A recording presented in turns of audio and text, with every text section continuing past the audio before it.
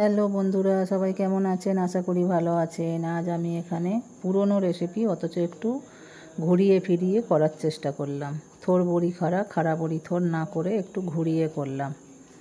কাঁচা দুটো শুকনো লঙ্কা ভেজে নিলাম, তার আগে বড়ি ভেজে নিয়েছিলাম। তারপরে ওই তেলের মধ্যে কালো জিরে ফোড়ন দিয়ে ঝিঙে আলু তুলে দিলাম, একটু নাড়াচাড়া করে নেব।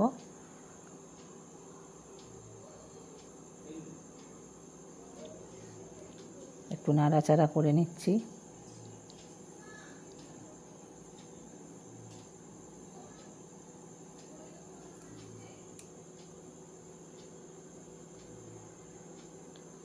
এতে তারপরে যে মশলাটা দেব, পোস্ত, যেহেতু পোস্ত হবে, পোস্ত দিলাম, চারমগজ দিলাম, একটু তিল ধুয়ে দিলাম, কাঁচা লঙ্কা দেব, টমেটো দেবো, দিয়ে একসঙ্গে পেস্ট করে নেব মিক্সিতে।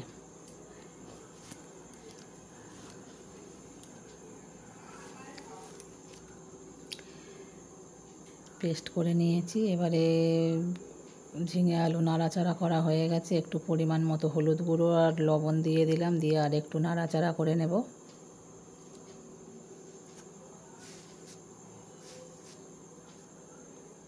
হয়তো পোস্ত সবাই করেন, কিন্তু এক একজনের রান্নার পদ্ধতি এক এক রকম।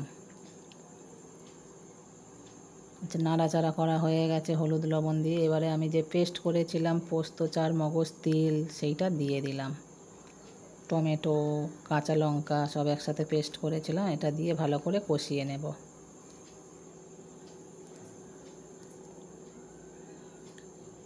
একবার এইভাবে করে দেখুন বন্ধুরা, অসাধারণ লাগে। গরম ভাতে জাস্ট জমে যাবে। পোস্ত তো সবাই করেন, সবাই খান, এটা নতুন কোনো রেসিপি নয়। তাও একটু ঘুরিয়ে ফিরিয়ে করার জন্য স্বাদই বদলে যায়। একটু কাশ্মীরি লঙ্কার গুঁড়ো দিয়ে দিলাম, দিয়ে একটু নাড়াচাড়া করে নেব। কালার আসার জন্য, আমরা তো গুঁড়ো লঙ্কা খাই না, কাঁচা লঙ্কা খাই, তাই একটু কাশ্মীরি লঙ্কা দিয়ে দিলাম এক চিমটি, কালার হওয়ার জন্য।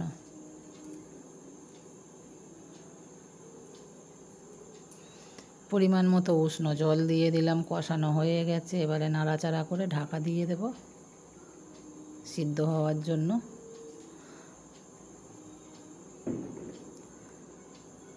এখানে পরিমাণ মতো জল দিয়ে দিলাম, দিয়ে এবারে চাপা দিয়ে দেব। দেখুন কত সুন্দর কালার এসে গেছে, অসাধারণ লাগে বন্ধুরা, একবার এইভাবে করবেন। আর এখানে বিউলির ডালের বড়ি ভেজে রেখেছিলাম, বড়িটা দিয়ে দিলাম, জলটা ফুটতে বড়িটা দিয়ে দিলাম। সেই স্বাদ, সেই পুরনো দিনের দিদিমা ঠাকুমার হাতের রান্নার সেই স্বাদ, এত স্বাদ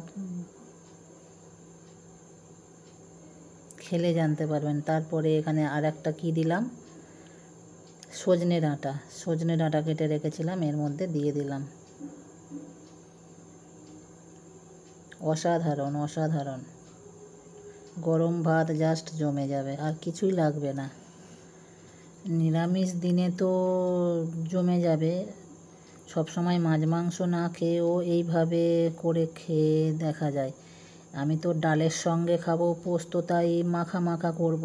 আর যারা ডাল করবে না, এই তরকারি আর একটু হালকা ঝোল রেখে খাওয়া যায়, অসাধারণ লাগে, মাছ মাংস লাগবে না।